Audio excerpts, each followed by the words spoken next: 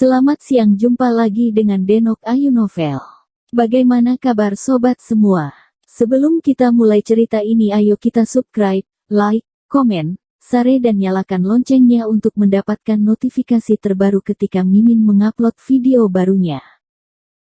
Menantu bodoh yang hebat, bab 691 energi naga yang dahsyat 1. Dalam kekosongan, dua serangan bergegas menuju satu sama lain. Dan ruang besar itu sepertinya terbagi menjadi dua.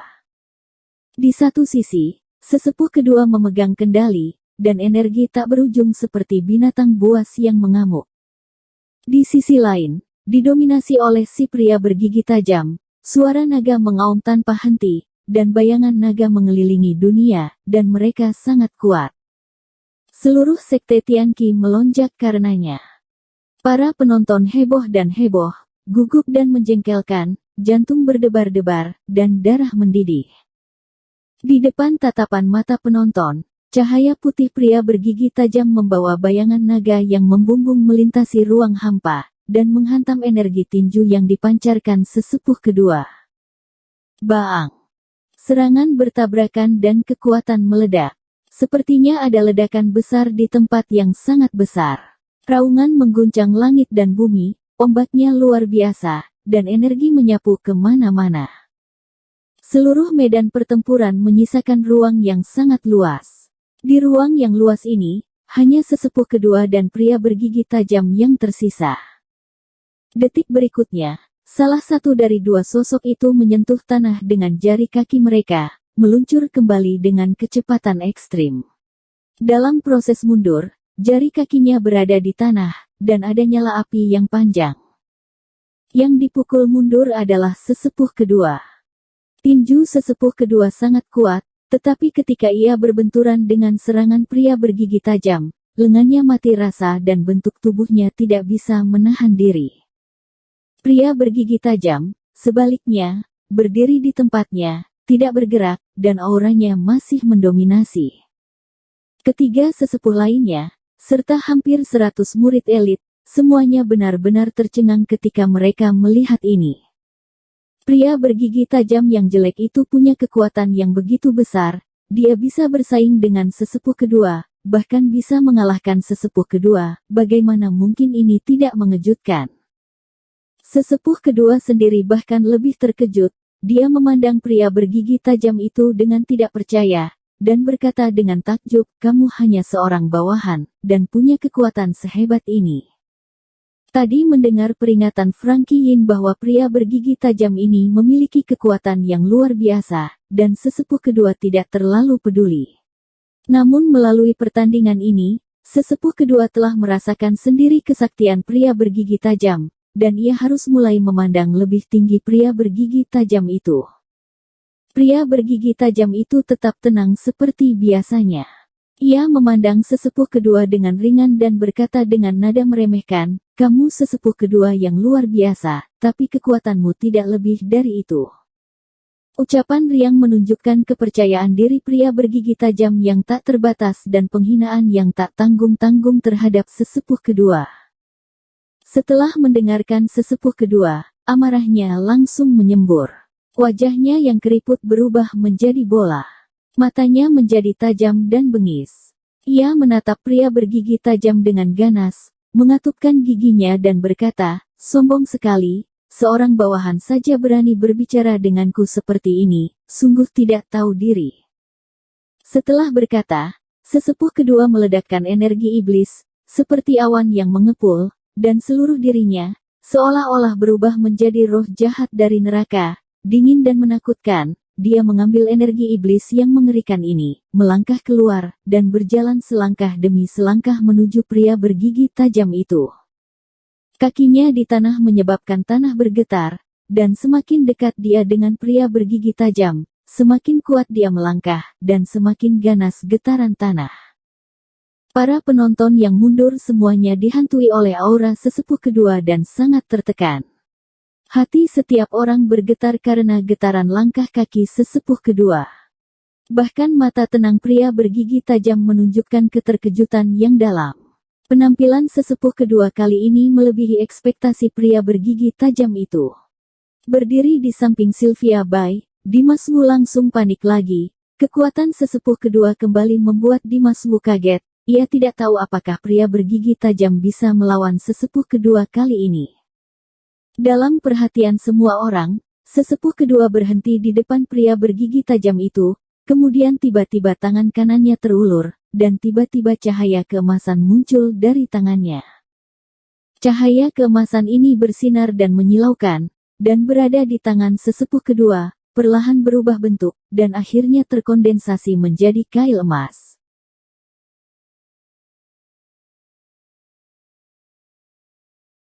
Menantu bodoh yang hebat, bab 692 energi naga yang dahsyat 2. Kail emas berbentuk seperti bulan sabit, berkilau dan tajam, mengeluarkan aura yang panas dan menakutkan. Temperatur seluruh tempat langsung meningkat tajam, membuatnya serasa jatuh ke dalam api. Dan sesepuh kedua, seolah-olah menjadi Raja Iblis yang sangat mengerikan. Kail emas ini merupakan senjata sakti sesepuh kedua, Kail Cirrus.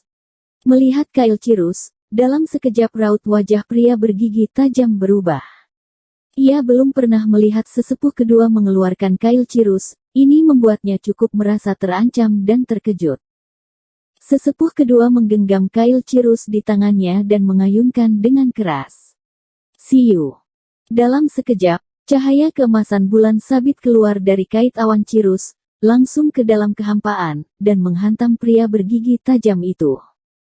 Begitu cahaya keemasan bulan sabit memasuki kehampaan, segala sesuatu di seluruh ruang tampak diam, bahkan debu di udara tampak membeku, dan bahkan waktu seakan berhenti. Hanya bulan sabit bercahaya keemasan ini, mengembara di luar angkasa, tidak ada batasan waktu, dan yang lainnya sepertinya harus menunggu bulan sabit emas untuk ditebas. Ekspresi semua orang yang menyaksikan pertempuran berubah secara drastis. Hati pria bergigi tajam juga bergetar. Saat ini ia merasa seperti membeku. Penahanan tak terlihat ini sangat mencekiknya. Dia tidak berani gegabah, dan segera mengumpulkan seluruh kekuatannya untuk menerobos belenggu tubuhnya, lalu dia mengayunkan tangan kanannya. Tiba-tiba, pedang tulang naga muncul dari udara tipis dan jatuh ke tangan pria bergigi tajam itu. Begitu dia menggenggam pedang tulang naga, pria bergigi tajam tidak berani ragu sejenak, dan segera mengayunkan pedangnya ke arah bulan sabit emas. Kali ini, pria bergigi tajam hampir melakukan yang terbaik, dan kekuatan pedang tulang naga jauh lebih kuat dari sebelumnya ketika dia berurusan dengan Frankie Yin. Baang! Energi pedang-pedang tulang naga bertabrakan dengan cahaya keemasan bulan sabit di kehampaan, dan ada suara ledakan keras. Cahaya keemasan hancur, gelombang udara menghempas ke segala arah. Di bawah hantaman yang kuat ini, energi pedang-pedang tulang naga dan cahaya keemasan bulan sabit meledak dan menghilang pada saat yang sama, tersebar tak terlihat. Tuk-tuk-tuk. Pria bergigi tajam terkena gelombang udara dan mundur beberapa langkah untuk menstabilkan sosoknya. Sesepuh kedua berdiri diam. Jelaslah, pria bergigi tajam memiliki sedikit kerugian dalam konfrontasi ini. Frank Yin, yang telah dikalahkan di tangan pria bergigi tajam, melihat pemandangan ini, tiba-tiba melepaskan sedikit rasa dendamnya, dan hatinya juga jauh lebih rileks. Di matanya, ada cahaya yang kejam, dan dia sangat ingin melihat sampai akhir kematian tragis pria bergigi tajam. Sesepuh kedua adalah pemenangnya, tetapi tidak ada kegembiraan di wajahnya. Dia menatap pria bergigi tajam, menggertakkan gigi dan berkata, "Kamu bisa menahan serangan ini." Menurut ekspektasi sesepuh kedua, segera setelah kait Cirrus miliknya keluar, pria bergigi tajam akan terluka parah meskipun dia tidak mati, tetapi hasil akhirnya adalah setidaknya bisa memberinya rasa sakit yang luar biasa dan sekarat. Pria bergigi tajam itu kembali tenang. Ia memandang sesepuh kedua dan berkata dengan lemah, "Hanya ini kekuatan kail Cirrusmu itu. Sayang sekali, ini masih bukan apa-apa." Untuk kail Cirrus, pria bergigi tajam sedikit takut pada awalnya, tetapi setelah benar-benar menghadapi kekuatan Cirrus Hook, pria bergigi tajam tidak takut lagi. Begitu suara itu keluar, dia bergegas melejit ke langit. Pria bergigi tajam itu lalu memegang erat pedangnya, dan menukik ke bawah. Pria bergigi tajam memadatkan semua energi di tubuhnya pada pedang tulang naga. Pedang manusia tampaknya menjadi satu. Saat meluncur ke bawah, pedang tulang naga itu langsung melepaskan energi tak berujung ini. Energi itu berada di sekitar naga hijau pria bergigi tajam yang menjulang, dan bergabung ke dalamnya, lalu berubah menjadi energi naga. Energi naga, energi yang tak terkalahkan, kehampaan dihancurkan olehnya, semuanya tertusuk olehnya, ia menerobos segalanya, dan menghantam sesepuh kedua di tanah. Sesepuh kedua hanya merasakan langit di atas kepalanya seolah akan runtuh, dan sebuah kekuatan besar menekannya, membuat tubuhnya hampir meledak. Tatapannya tiba-tiba berubah dan auranya tiba-tiba meledak, tanpa memikirkannya, dia langsung berteriak. Thousand Souls. Raungan ini sungguh keras.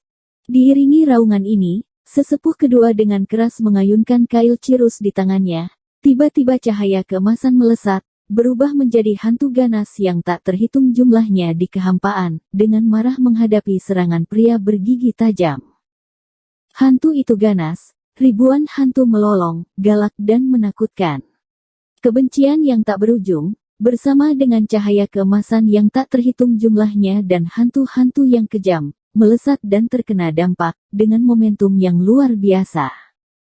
Serangan kail cirus sangat sombong, ganas, dan cukup menakutkan.